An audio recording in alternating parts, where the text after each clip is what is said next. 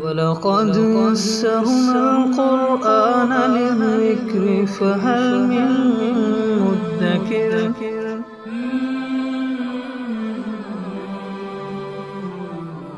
سورہ مطففین اعوذ باللہ من الشیطان الرجیم بسم اللہ الرحمن الرحیم ویل للمطففین ہلاکت ہے، بربادی ہے، خرابی ہے ناپ تول میں کمی کرنے والوں کے لیے۔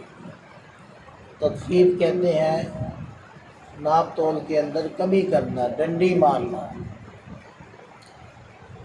الذین اذا اکتالوا علی الناس یستوفون، یہ لوگ ایسے ہیں کہ جب دوسرے لوگوں سے وصول کرتے ہیں تو پورا وصول کرتے ہیں۔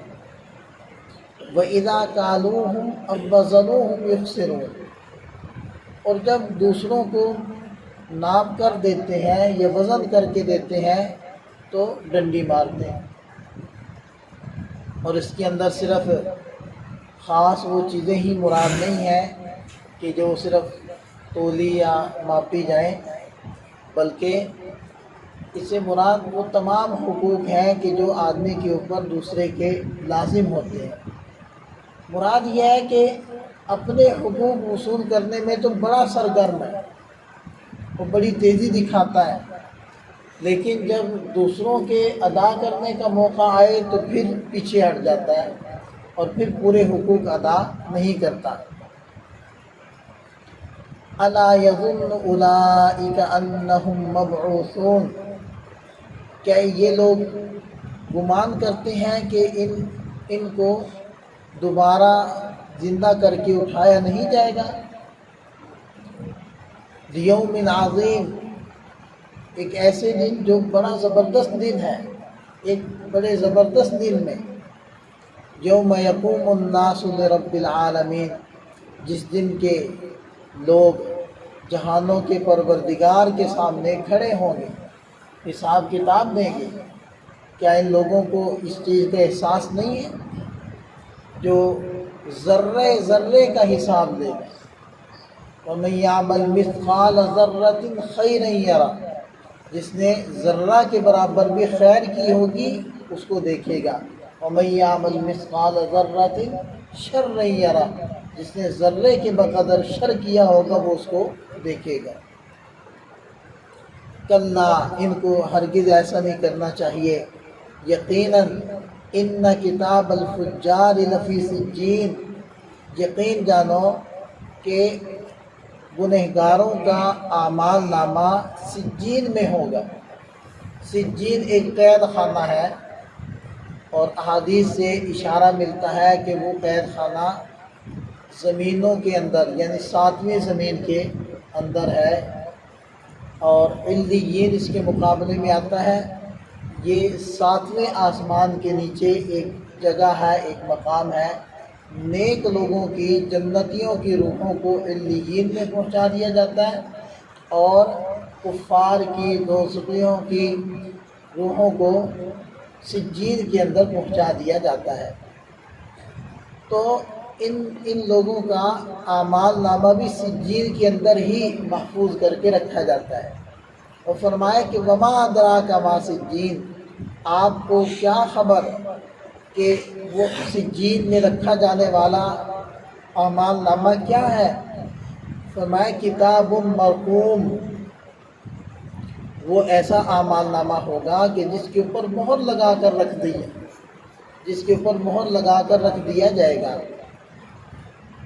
تو جہاں اس سجین، اس قید خانے میں جہنمیوں کی روحوں کو قید کیا جائے گا، وہیں ان کے اعمال ناموں کو مہر لگا کر محفوظ کر دیا جائے گا۔ اور مہر لگانے کا مقصد یہ ہوگا کہ ان کے اندر کسی بھی طرح کی کوئی بھی تبدیلی نہ کی جا سکے۔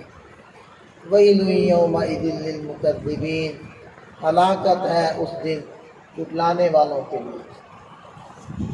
الَّذِينَ يُكَذِّبُونَ بِيَوْمِ الدِّينِ، جو لوگ جزا و سزا کے دن کو جھٹلاتے تھے۔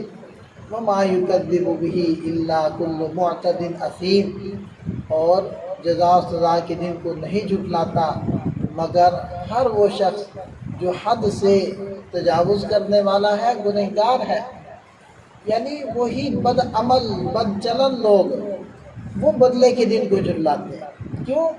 اس لیے کہ اگر وہ بدلے کے دن کو مانے تو پھر وہ ساری بدماشیاں چھوڑنی پڑتی، اور ان کا یہ رویہ ایسے ہی ہے جیسے کبوتر بلی کو دیکھ کر آنکھیں بند کر لے.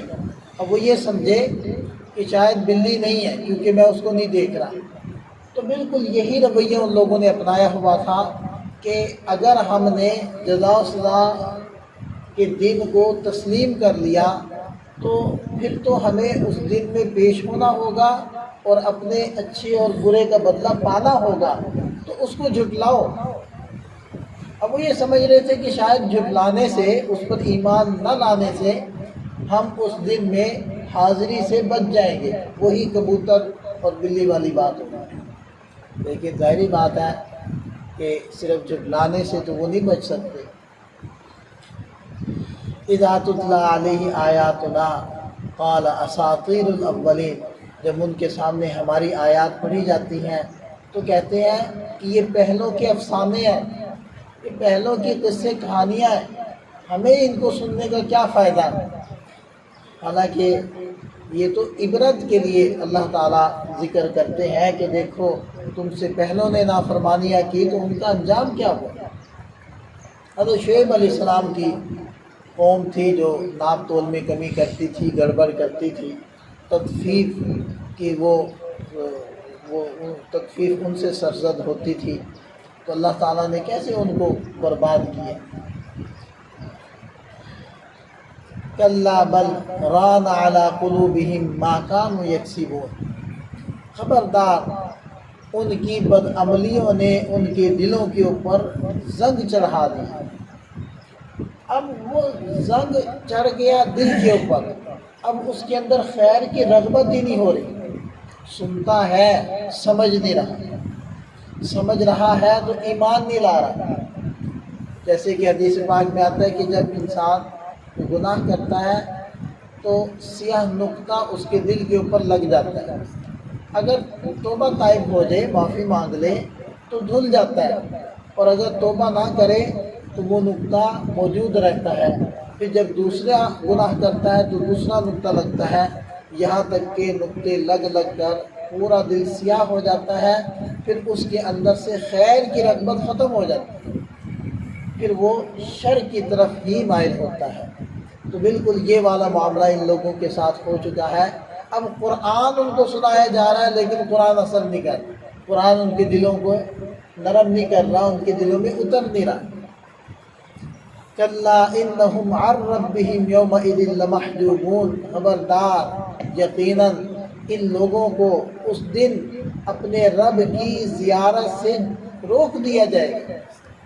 جیسے یہ ہوگا نا کہ سانپ کی تجلی ڈالی جائے گی تو سب لوگ اللہ کے سامنے سجدے میں گر جائیں گے، لیکن جن لوگوں نے دنیا میں سجدہ نہیں کیا، سجدے سے سر کو موڑا، تو وہ قیامت کے دن پھر سجدہ نہیں کر سکیں گے، ان کی کمر تختہ ہو جائے گی.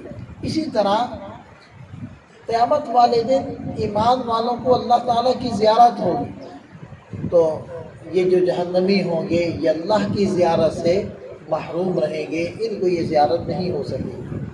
اچھا دیکھیں کہ اس کے اندر ایک اور اشارہ بھی آیت مبارکہ کے اندر موجود ہے. اس سے پتہ چلتا ہے کہ ہر کافر، ہر انسان کے دل میں اللہ تعالیٰ کی محبت موجود ہے. دیکھیں ان لوگوں کو قیامت کے دن اللہ کی زیارت سے جو محروم کیا جا رہا ہے وہ بطور سزا کی کیا جا رہا ہے نا. تو سزا تو تب بنتی ہے جب کسی بندے میں کسی چیز کی طلب ہو، کسی چیز کی طلب ہو اور پھر اس کو وہ چیز نہ ملے تو تب سزا بنتی ہے. تو پتہ یہ چلا کہ ہر انسان کے اندر رب کی تمنا، اس کو دیکھنے کی تمنا، اس کو پوجنے کی تمنا موجود ہے. اسی وجہ سے آپ دیکھتے ہیں کہ کوئی بھی مذہب رکھنے والا وہ خود اللہ کو، خدا کو کوئی نہ کوئی نام دیتا ہے، چاہے بھگوان دے، چاہے اہرمن دے، چاہے کچھ بھی دے، وہ نام ضرور دے گا. اور پھر وہ اپنے طور پر کسی نہ کسی طریقے سے اس کی عبادت ضرور کرے گا۔ یہ اصل میں وہ رب کی محبت ہی تو ہے۔ جو اللہ تعالیٰ نے پوچھا تھا کہ الست بربکم قالوا بلا، تو وہ جو کہنے والے تھے نا کہ بلا کیوں نہیں، اے اللہ آپ ہمارے رب ہے، تو وہ ساری انسانیت تھی، حضرت آدم علیہ السلام کی ساری اولاد تھی، چاہے وہ جنتی تھے چاہے وہ جہنمی تھے، تو سب اقرار کر کے آئے ہوئے ہیں، سب کی روحوں کے اندر، سب کے دلوں کے اندر وہ عبادت والا اور وہ محبت والا، اللہ کو دیکھنے والا جذبہ موجود ہے۔ ثم انہم لصال الجحیم، پھر یہ لوگ جہنم میں داخل ہوں گے۔ ثم یقال ھذا الذی کنتم بہ تکذبون، پھر ان سے کہا جائے گا یہی ہے وہ جہنم جس کو تم جھٹلاتے تھے۔